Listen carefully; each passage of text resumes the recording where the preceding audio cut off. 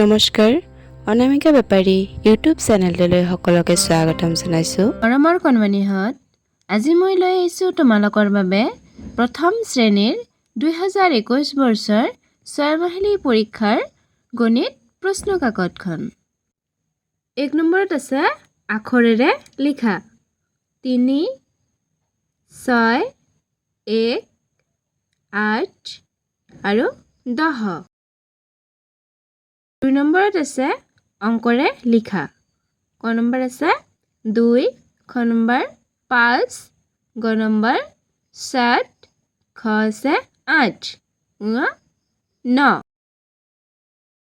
3 নম্বৰত আছে খালী ঠাই পূৰ কৰা। 5টা খালী ঠাই দিয়া আছে আৰু প্ৰথম আৰু দ্বিতীয়টোত চিন দিয়া আছে। কোনটো চিন হয় এইটো বহুৱাব লাগিব। 4 নম্বৰত আছে ছবি চাই গণনা কৰা। ছবি দিয়া আছে, ইয়াত কেইটা ছবি আছে গণনা কৰি লিখিব লাগিব। নম্বৰ আছে যোগ কৰা। দুটা যোগ অংক দিছে, 3 আৰু 4 যোগ কৰি কিমান হয় লিখিব লাগিব আৰু 6 আৰু 2 যোগ কৰি কিমান হয় এইটো তলত লিখিব লাগিব। 6 নম্বৰ দিয়া আছে বিয়োগ কৰা। একেই দুটা দিছে, ইয়াতো বিয়োগ কৰিব লাগিব। 6ৰ পৰা 3 গ'লে কিমান হয় তলত লিখিব লাগিব আৰু 7ৰ পৰা 4 গ'লে কিমান হয় ইয়াত লিখিব লাগিব।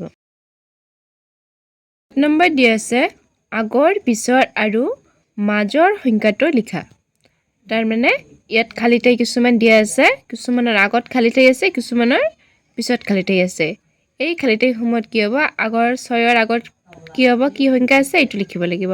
তাৰপিছত 3ৰ পিছত কি সংখ্যাটো আছে এইটো লিখিব লাগিব বা সকলোবিলাক এনেকেই হ'ব। নম্বৰ কৈছে একে ধৰণৰ আকৃতিবোৰ মিলোৱা। দুয়োফালে একে ধৰণৰ ছবি দিয়া আছে, কোনটো ছবিৰ লগত কোনটো ছবিৰ মিল আছে এইটো মিলাব কৈছে। 9 নম্বৰ কৈছে বেছি থকাটো শুদ্ধ চিন দিয়া। দুটা দিয়া আছে ক আৰু খ, কোনটোত বেছি আছে ছবি এইটো গণনা কৰি তাত শুদ্ধ চিন দিবলৈ কৈছে। 10 নম্বৰ কৈছে যোগ নেওতাৰ 4ৰ ভাগ আৰু বিয়োগ নেওতাৰ 2ৰ ভাগ মুখস্থ লিখা। 4ৰ ভাগটো লিখিব কৈছে যোগ নেওতাৰ আৰু বিয়োগ নেওতাৰ 2ৰ ঘৰটো লিখিব কৈছে। 11 নম্বৰ কৈছে ক অংশৰ লগত খ অংশ মিলোৱা। অৰ্থাৎ ক অংশ দিয়া আছে আৰু খ অংশ দিয়া আছে। যেনেকুৱা 3 যোগ 2 দিয়া আছে, 3 আৰু 2 যোগ কৰিলে কিমান হয় 5 হয়। ইফালে কোনটো সংখ্যাৰ কি কৰিলে 5 হ'ব, যেনেকুৱা 4 যোগ 1 আছে, 4 আৰু 1 যোগ কৰিলে কিমান হয় 5 হয়। তেনেহ'লে এইটোৰ লগত এইটো মিল খাব, এনেকৈ বাকীবিলাক কৰিবা। 12 নম্বৰ দিয়া আছে সৰুটোত শুদ্ধ চিন দিয়া।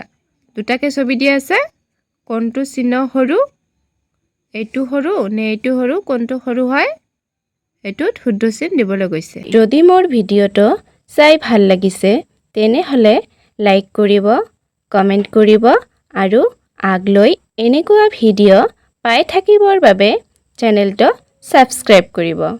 ধন্যবাদ। নমস্কাৰ।